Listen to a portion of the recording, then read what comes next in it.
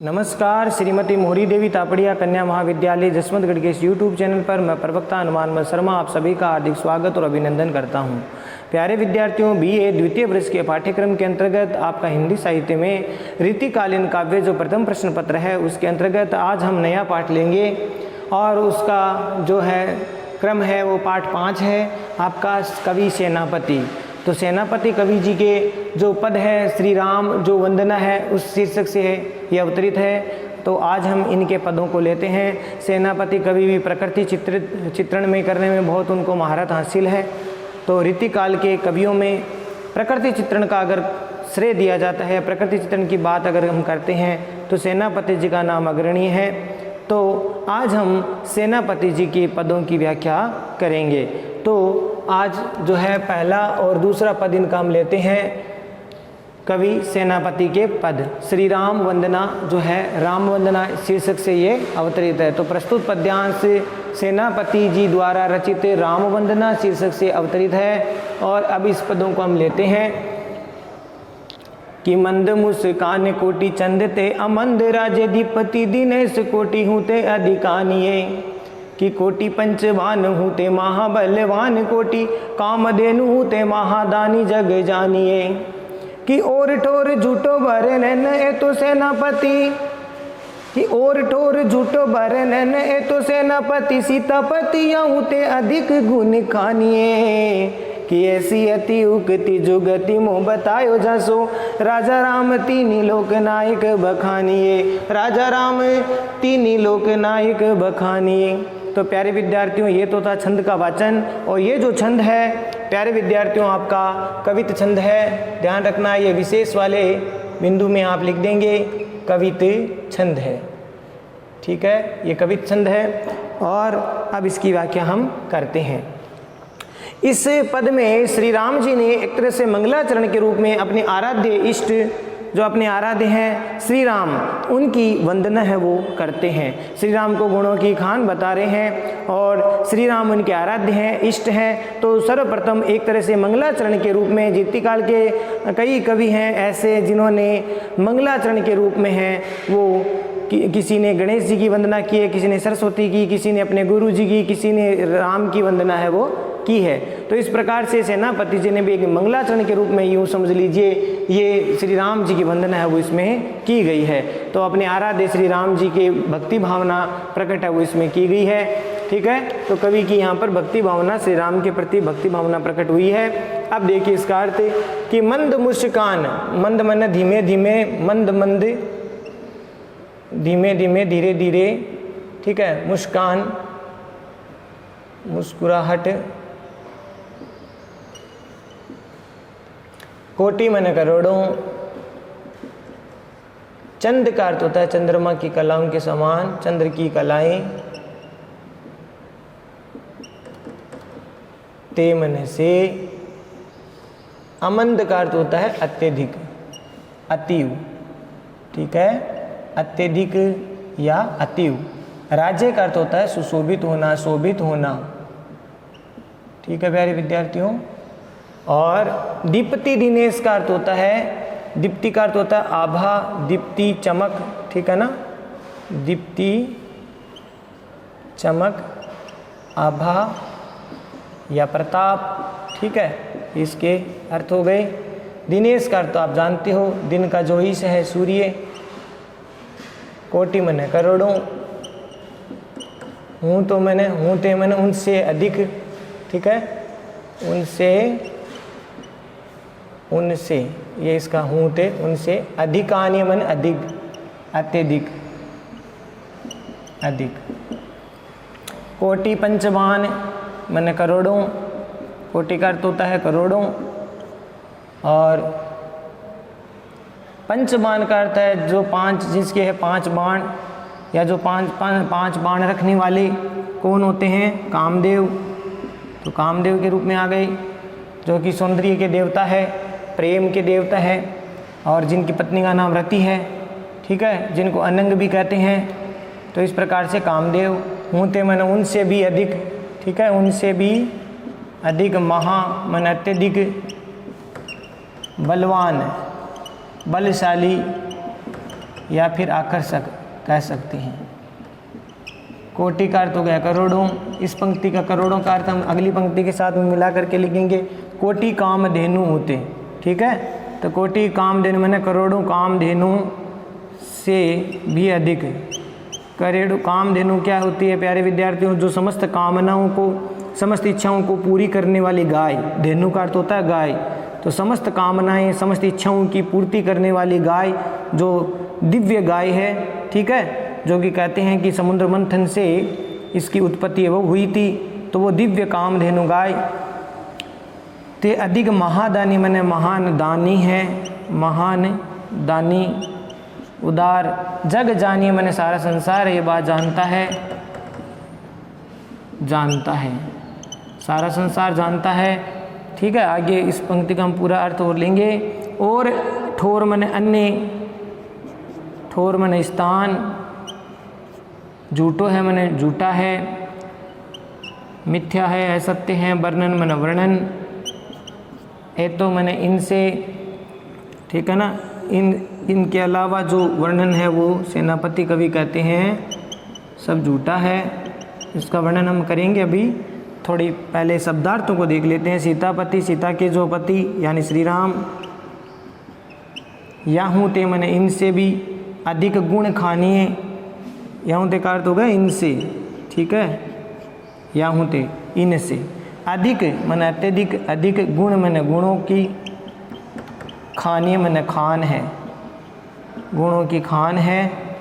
और ऐसी अति उक्ति, ऐसी अत्यधिक उक्ति, जुगति मैंने उक्ति मैंने कथन होता है, चमत्कारी, चमत्कार पूर्ण कथन, उक्ति और जुगति युक्ति, मोह मैंने मैं या मुझे, ठीक है, बतायो जासू, बताया गया है, जासू मैंने उनके लिए, जिनके लिए, राजा राम मैंने श्री राम,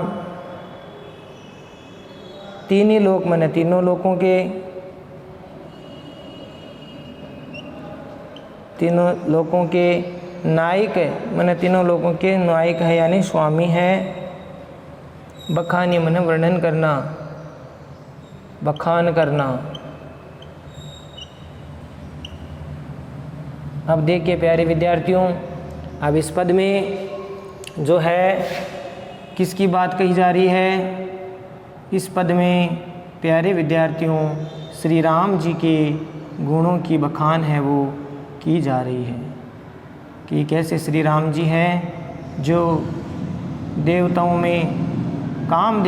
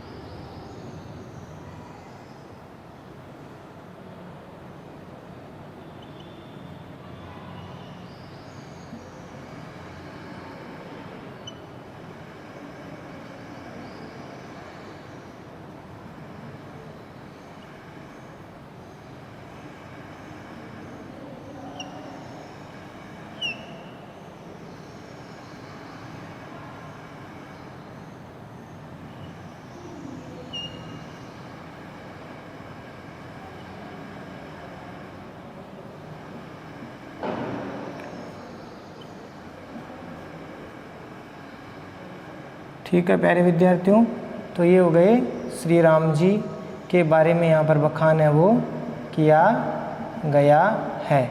तो अब देखते हैं इसका अर्थ हम, ठीक है, कि सेनापति कवि अपने आराध्य श्री राम जी के गुणों के बारे में उनका बखान करते हुए कह रहे हैं कि श्री राम जी के समक्ष तो करोड़ों चंद्रमा भी शर्मा जाते हैं, या श्री राम जी के गुणों का जो गुण है वो अपार है, वो अनिर्वचनीय है। श्री राम जी के गुणों का कोई बखान नहीं कर सकता, अनिर्वचनीय, अवर्णातीत है, ठीक है, उनका वर्णन नहीं किया जा सकता और उनके गुण है वो अपार है। और इसी संदर्भ में सेनापति कवि कह रहे हैं कि उन श्री राम जी की मंद मुस्कान पर करोड़ों चंद्रमा भी जो है अत्यधिक, करोड़ों चंद्रमा से भी अधिक है उनकी मंद मुस्कान है वो सुशोभित हो रही है। ठीक है, कि मंद मुस्कान कोटि चंद ते अमंद राजे। मंद का अर्थ मैंने बता दिया है कि श्री राम जी की मंद मंद जो मुस्कुराहट है उस पर करोड़ों जो चंद्रमा है उनकी कलाएं भी, करोड़ों चंद्रमा की कलाएं भी जो है एक तरह से फीकी नजर आती है और करोड़ों चंद्रमा की कलाओं से भी अत्यधिक वो सुशोभित हो रहे हैं। श्री राम जी की इन मधुर मुस्कानें करोड़ों चंद्रमाओं से भी अत्यधिक सुशोभित हो रही है। ठीक है ना, तो यहाँ पर उपमेय राम जी है और उपमान चंद्रमा से भी अधिक यहाँ पर बता दिया है। तो इस प्रकार से यहाँ व्यतिरेक अलंकार भी आता है। दीप्ति दीनेश कोटि ऊते अधिक आइए, और दीप्ति माने चमक या आभा प्रताप, सूर्य के करोड़ों सूर्य से भी अधिक उनका, उनके मुखमंडल का जो तेज है, प्रकाश है, ठीक है ना, चमक है, करोड़ों सूर्य से भी अधिक जो है उनका, जो है करोड़ों सूर्य से भी अधिक उनका मुखमंडल का जो तेज है, आभा है, वो दिखती है। तो प्यारे विद्यार्थी भाव आपको समझ में आ गया होगा। अगर उनके सौंदर्य की बात करें तो उनकी मधुर मुस्कान है वो तो करोड़ों चंद्रमा से भी अधिक सुशोभित हो रही है, और उनकी जो मुखमंडल का जो तेज है, उनके मुखमंडल का जो तेज है वो करोड़ों सूर्य से भी अधिक जो है गुणा है, अधिक गुणा या अत्यधिक है जो सुशोभित हो रहा है।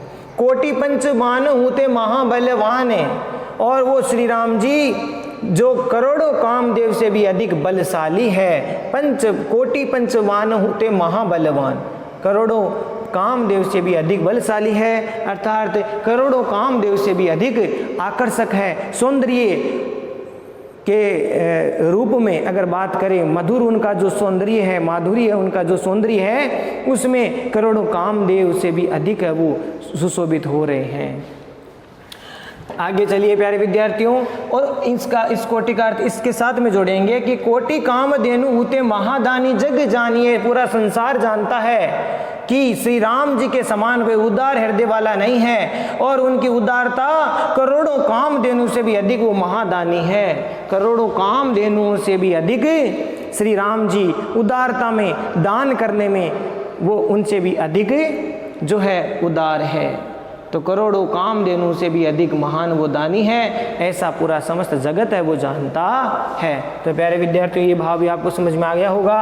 और ठोर झूठो बरन ने तो सेनापति, सेनापति कवि कहते हैं कि इसके अलावा अगर और लोगों की कोई विशेषता, और ठोर मन अन्य स्थान या अन्य लोगों की अगर कोई वर्णन है वो करता है, उनको अधिक बताता है, तो वो अतिशयोक्ति अगर उसको कह करके कोई बताता है किसी और लोगों के लिए, तो वो सब झूठा है, मिथ्या है। अगर कि श्री राम जी के अलावा और कोई संसार में ऐसा महादानी, महाबलवान और करोड़ों चंद्रमा के समान मुस्कुराहट वाला कोई नहीं है, तो ऐसा कौन कहते हैं? सेनापति अपने आराध्य इष्ट के लिए कह रहे हैं कि अन्य जो लोग हैं वो और ठोर माने अन्य स्थानों पर या अन्य जो लोग हैं, अन्य देवताओं की अगर कोई बात करे तो वो सब, उनका जो वर्णन है वो झूठा है, मिथ्या है। सेनापति याहू ते अधिक गुण खानिए, क्षमा करना, सीतापति, क्षमा करना प्यारे विद्यार्थियों, सीतापति याहू ते अधिक गुण खानिए। सीतापति यानी श्री राम जी, श्री राम जी तो इनसे भी अधिक गुणों के खान है, अर्थात तो गुणों के भंडार है, जिसमें अन्य जो गुण श्री राम जी में जो गुण है वो अन्य में नहीं है। इसीलिए श्री राम जी गुणों की खान है, गुणों के भंडार है, ठीक है ना, गुणों के क्या है? भंडार है, गुणों की खान है और अत्यधिक गुणवान है।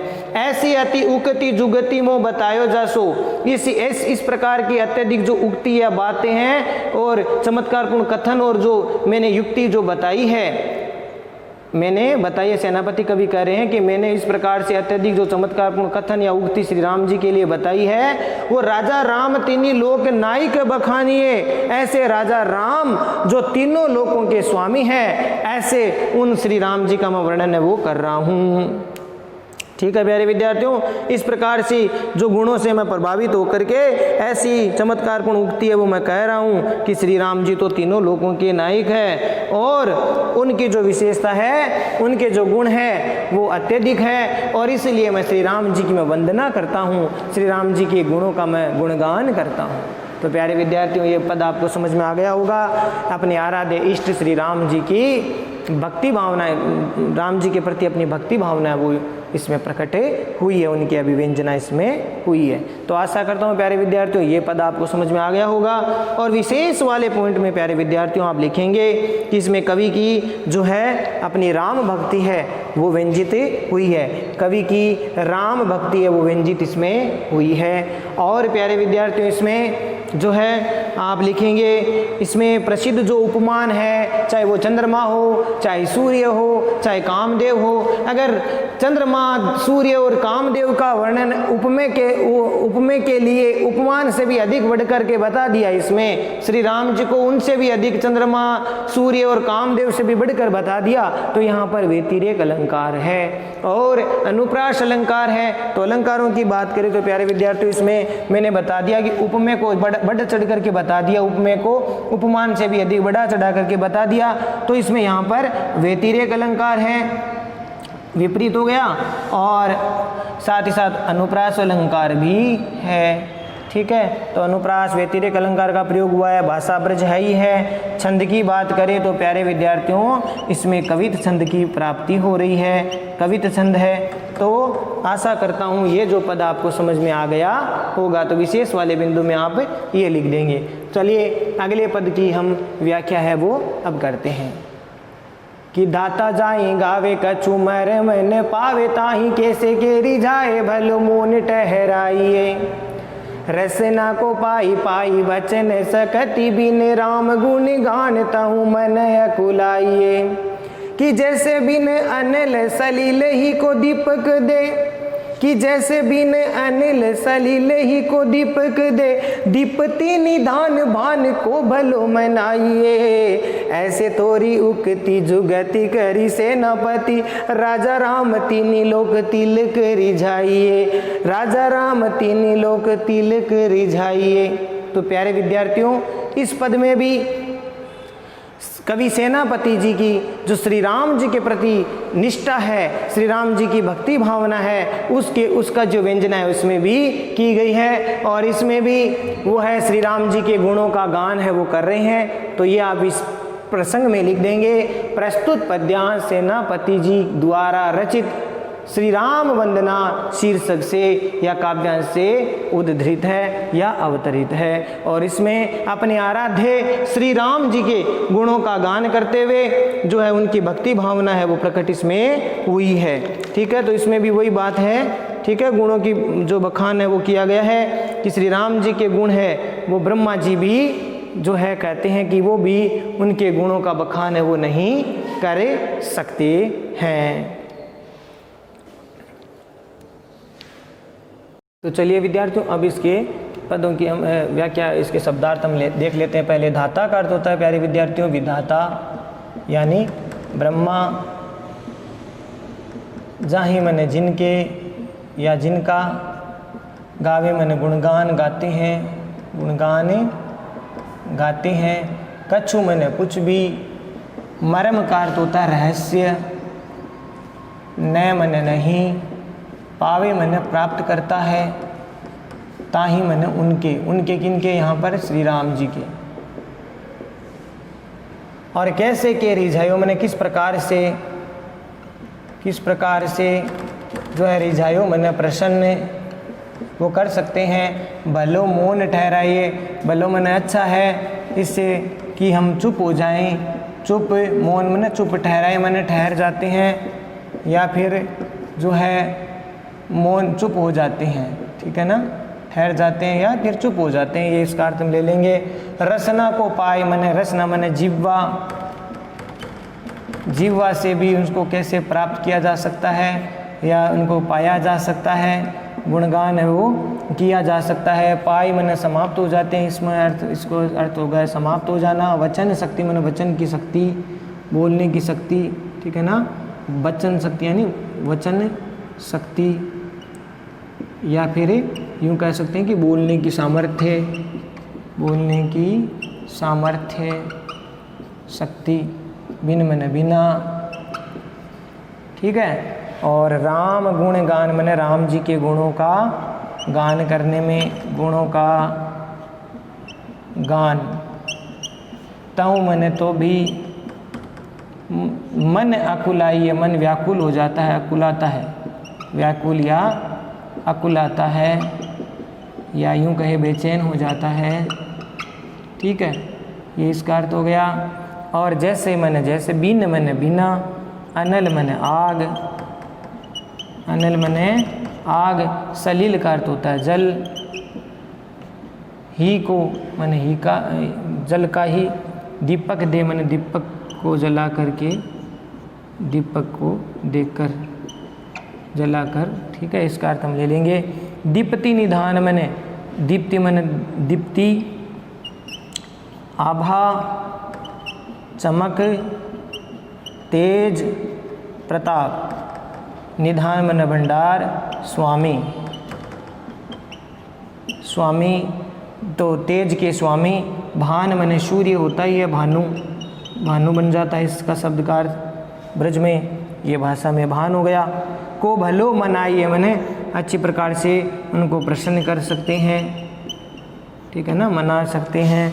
ऐसे थोड़ी उक्ति मैंने थोड़ी सी बातों को, थोड़ी सी चमत्कारपूर्ण बातें, चमत्कार युक्त बातों से, ऐसी थोड़ी सी चमत्कार, उक्ति, उक्ति का मतलब बात, बातें कथन से, युक्ति करके, करी सेनापति, सेनापति करी मैंने करके, ठीक है, कि सेनापति कह रहे हैं कि मैं थोड़ी सी बातों को कर करके, और राजा राम यानी राजा श्री राम, राजा राम श्री राम, तो तीन ही लोग तिलक रिझाइए, तीन लोग के जो स्वामी हैं, तीनों लोगों के, तीनों लोगों में जो तिलक का अर्थ होता है श्रेष्ठ, जो तीनों लोगों में श्रेष्ठ है, ऐसे स्वामी श्री राम जी को कैसे प्रसन्न कर सकता हूँ, प्रसन्न करना।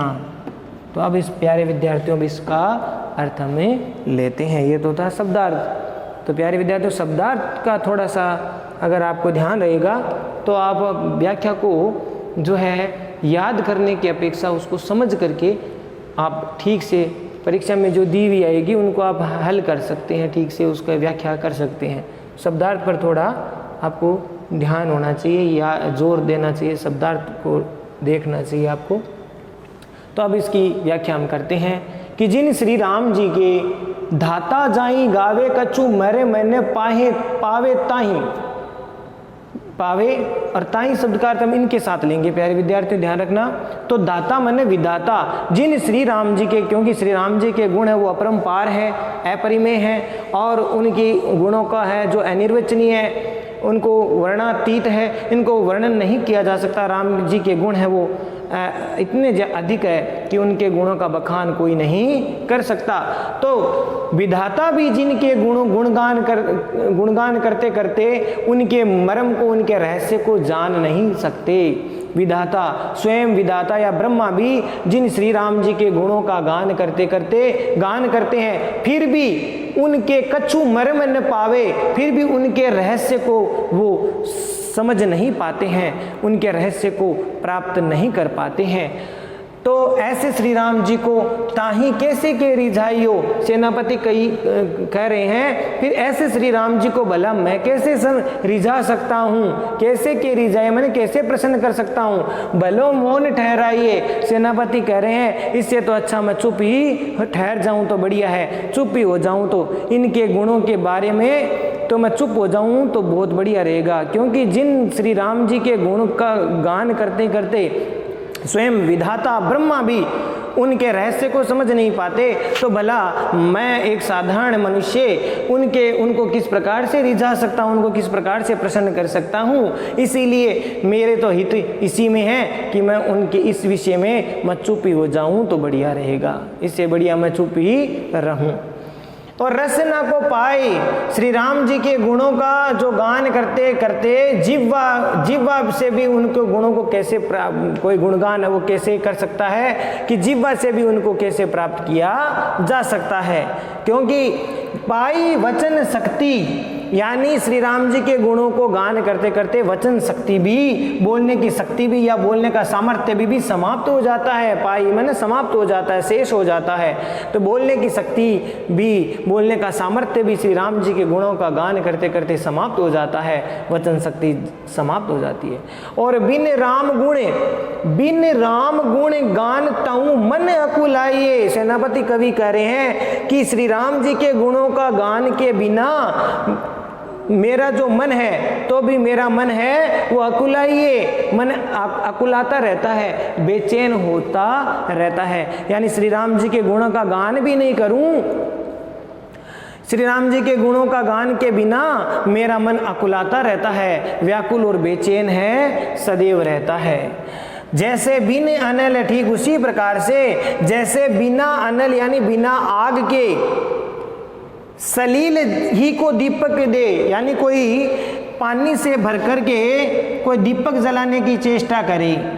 कितनी यहाँ असंभव बात बताई है कि पानी से भर करके कोई दीपक है वो जलाने की कोशिश करे, और वो भी बिना आग को पूछे, बिना आग के ही या बिना आग को पूछे पानी से भरा हुआ अगर कोई दीपक है, वो दीप्ति निधान भान, जो तेज या आभा या चमक के भंडार या स्वामी है, ऐसे सूर्य देव को अगर कोई दीपक दिखाए, वो भी कौन सा दीपक, जो पानी से भरा हुआ दीपक है, और वो भी बिना आग का या बिना आग से पूछे हुए जो दीपक है, पानी का दीपक जला करके अगर कोई दीप्ति निधान अर्थात तेज के स्वामी सूर्य को जो है उनको दिखा करके भला कोई उनको प्रसन्न कर सकता है। अर्थात कौन ऐसा व्यक्ति है जो इस प्रकार से सूर्य को दीपक जला करके, जल का दीपक जला करके उसको उनको प्रसन्न कर सकते हैं। तो यह संभव बात है, ऐसा नहीं हो सकता। तो इसी प्रकार से मैं भी श्री राम जी के गुणों का गान नहीं कर सकता। तो ऐसे थोड़ी उगती जुगती करी सेनापति कवि कहते हैं, ऐसे मैं तो एक साधारण सा कवि हूँ, और साधारण सा कवि होने के नाते मैं तो कोई थोड़ी सी उनके बारे में बातें लिख सकता हूँ। तो थोड़ी सी चमत्कारपूर्ण बातों से और उनकी युक्ति करके भला राजा राम जो तीनों लोकों के श्रेष्ठ, तीनों लोकों के स्वामी हैं, जो तीनों लोकों में श्रेष्ठ हैं, ऐसे श्री राम जी को भला मैं कैसे प्रसन्न कर सकता हूं। बहुत अच्छी बात यहां पर बताई है प्यारे विद्यार्थियों कि जो तीनों लोकों के स्वामी हैं, जो तीनों लोकों में श्रेष्ठ है, ऐसे श्री राम जी को मैं भला थोड़ी सी पंक्तियों से कुछ एक कविता उनके बारे में लिख दूं तो उनसे मैं कैसे उनको रिझा सकता हूं। क्योंकि उनको रिझाने का अर्थ तो यही हो गया जैसे कोई पानी से भरा हुआ दीपक जो तेज के स्वामी सूर्य को दिखा करके उनको प्रसन्न कर दे, ठीक उसी प्रकार से असंभव सा कार्य है ये। इस प्रकार से यहाँ पर श्री सेनापति कवि अपने आप को हीन या अपने आराध्य के प्रति ये भाव प्रकट कर रहे हैं कि भला मैं छोटी सी थोड़ी सी कविता पंक्तियाँ लिख करके उनको उन गुणों के भंडार, उन सर्वश्रेष्ठ श्री राम जी को भला कैसे रिझा सकता हूँ। तो प्यारे विद्यार्थियों, ये भाव आपको समझ में आ गया होगा और ये पद आपको समझ में आ गया होगा। और विशेष वाले बिंदु में आप लिख देना, इसमें कवि ने भगवान श्री राम जी के गुणों का बखान है वो किया है।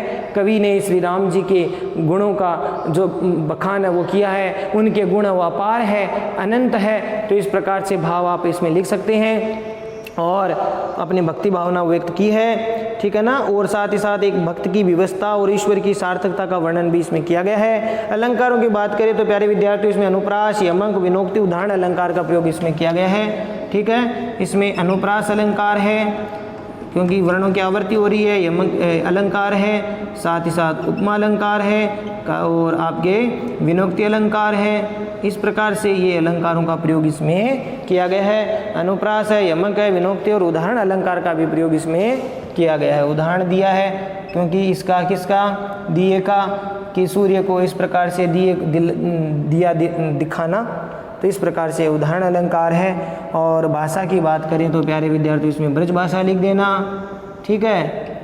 और गुण की बात करें तो आपके माधुर्य गुण है। और छंद की बात करें तो इसमें कवित छंद है, ठीक है। छंद कौन सा है, कवित छंद है। तो आशा करता हूँ प्यारे विद्यार्थियों आपको दोनों पद है सेनापति जी के समझ में आ गए होंगे। ठीक है, दोनों पद है वो आपको समझ में आ गए होंगे।